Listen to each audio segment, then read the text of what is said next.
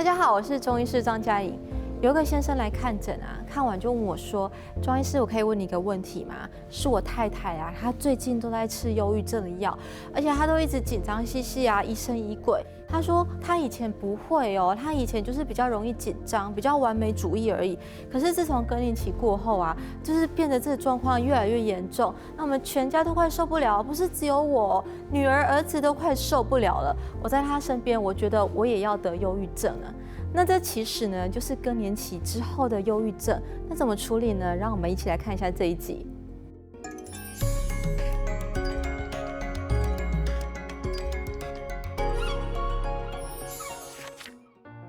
很多人更年期之后呢，其实最主要的表现并不是潮热盗汗，潮热盗汗呢只是一大部分的人，其实更年期的表现非常的多。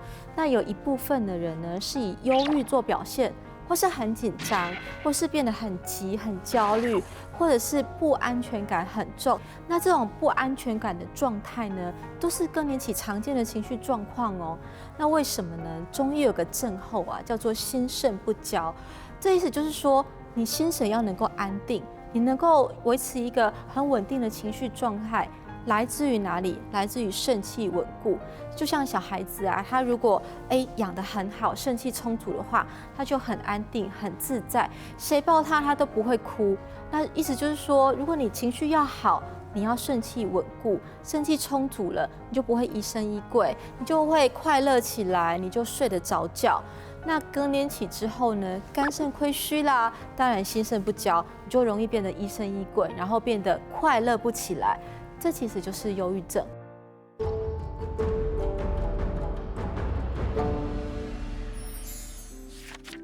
那更年期的妇女呢，不容易有正面的感觉，因为她虚，她肝肾不足。在还没有更年期的时候呢，其实我们睡觉起来，肝肾都要充氧，我们就会觉得愉快，然后觉得放松。可是更年期呢，睡觉起来肝肾还是不足，这时候就要靠中药来帮忙滋养肝肾，安心养神。其实最常用的中药就是二仙汤。我常常用当归啊、菟丝子、仙茅，还有枸杞子、仙灵脾这些，再合并一些焦味逍遥散啊，一些疏肝解郁的药，像是郁金啊、柴胡等等的，去让这些女生吃。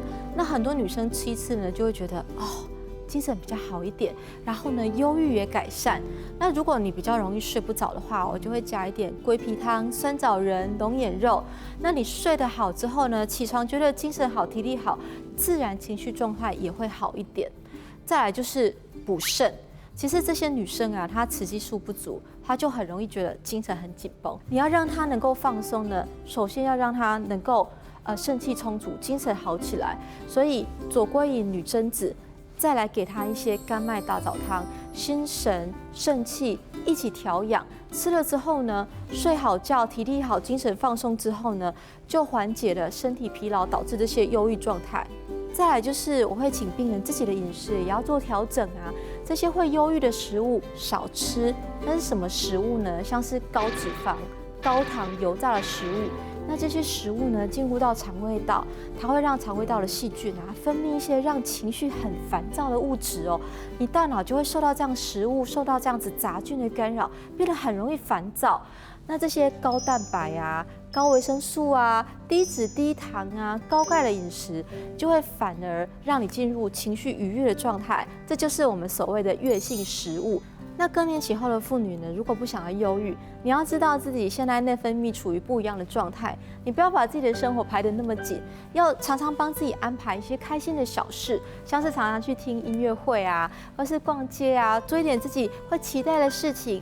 这就是我说的情绪跳板，情绪可以转换一下，那让自己呢不要常常处于这种忧郁状态，其实是蛮有帮助的。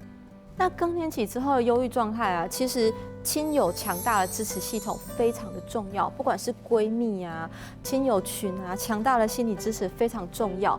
那旁边的要解除他的疑惑，如果这个人常常疑神疑鬼，大家觉得受不了，就开诚布公的跟他讲。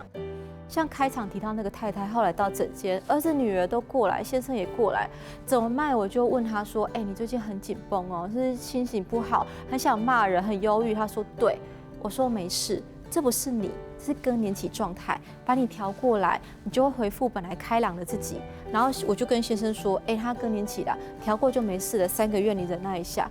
事情讲开之后，他觉得说我不是生病，我就是更年期而已。然后儿子女儿突然间能够理解，大家觉得说大家就支持他这3个月，突然间整间的气氛都解开了。那其实更年期的忧郁呢，就是这个亲友的支持跟理解系统要做好，病人本身呢更容易好起来。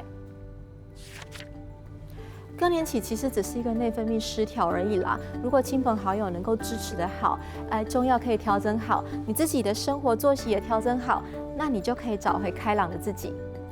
感谢您的收看，大家喜欢汉英，我们下次再见。